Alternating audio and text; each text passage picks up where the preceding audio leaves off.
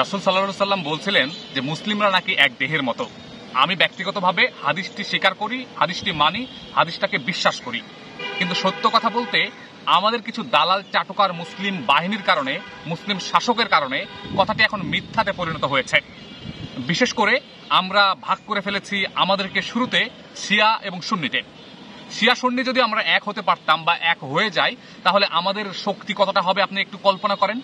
Iran, Iraq, তুরস্ক সব মিলেমিশে, পাকিস্তান, ভারত, বাংলাদেশ, ইন্দোনেশিয়া সবকিছু মিলে গেলে কি হতে পারে তাদের, আপনি একবার কল্পনা করেছেন? তারপরে আমরা ভাগ করে ফেললাম মুসলিমদেরকে 4 ভাগে। কিরকম?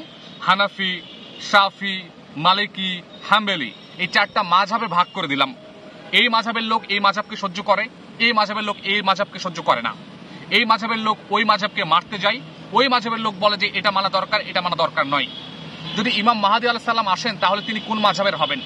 রাসূল সাল্লাল্লাহু আলাইহি সাল্লাম কোন মাযহাবের লোক ছিলেন? সাহাবীরা কোন মাযহাবের লোক ছিলেন? যারা মাযহাব প্রতিষ্ঠা করেছেন বলে আমরা প্রচার করি, তারা কোন মাযহাবের লোক ছিলেন? তারা কি জানতেন যে এটার এই মাযহাব হবে, আমার নামে মাযহাব হবে? তারা কি জানতেন? আবু হানিফা রাহিমাহুল্লাহ, ইমাম মালিক, ইমাম শাফি, ইমাম আহমদ বিন হাম্বল রাহিমাহুল্লাহ, এনারা মারা যাওয়ার কতদিন পরে মাযহাব সৃষ্টি হয়েছে আপনারা একটু পড়াশোনা করবেন। আমি লজ্জা পাই, এত বীর বীর মানুষ আছে, যদিও বা আমার কথা ভুল হইতে পারে, কারণ ইজতিহাদি ব্যাপার, ফিকহি ব্যাপার, এই ব্যাপারে আমার পড়াশোনা হয়তো বা কম হতে পারে, আমার জ্ঞান কম হতে পারে, কিন্তু আমি সাধারণ পাবলিক হিসেবে আমি মুসলিম হওয়ার পরে কি গ্রহণ করব? আমি ধরেন অমুসলিম, আমি মুসলিম হইলাম, হুট করে বলছে তাহলে তুমি হানাফি মাযহাব গ্রহণ করো, বা তুমি শিয়া হও বা সুন্নি হও।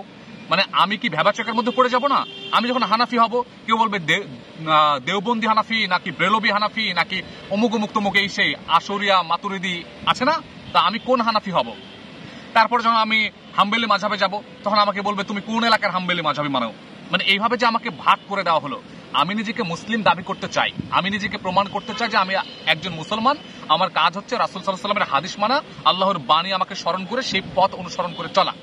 তাহলে আমি যখন দেখছি যে রাসূল বলছেন যে মুসলিম উম্মাহ এক দেহের মতো, যদি একদিকে ব্যথিত হয় অন্যাংশ ব্যথিত হবে, তাহলে আমার ভাই যখন প্যালেস্টাইনে মার খাচ্ছে, আমার ভাই যখন গাজাতে মার খাচ্ছে, আমার বোন যখন উইঘুরে মার খাচ্ছে, আমার মায়েরা বাবারা যখন কাশ্মীরে বন্দি অবস্থায় জীবনযাপন পার করছে, আমার বাবারা চাচারা যখন রোহিঙ্গা হয়ে যখন মার খাচ্ছে, তখন কি আমরা এক দেহ, তখন কি আমরা এক দেহে হতে পেরেছি?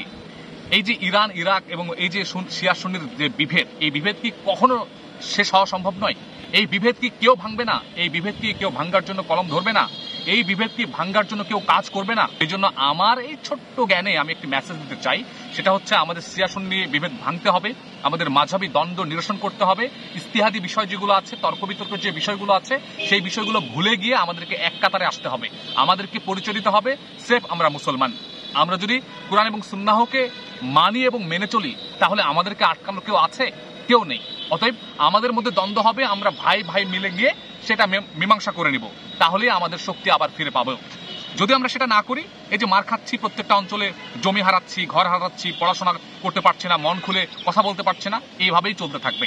অতএব আমাদেরকে এখনই সংশোধন হতে হবে।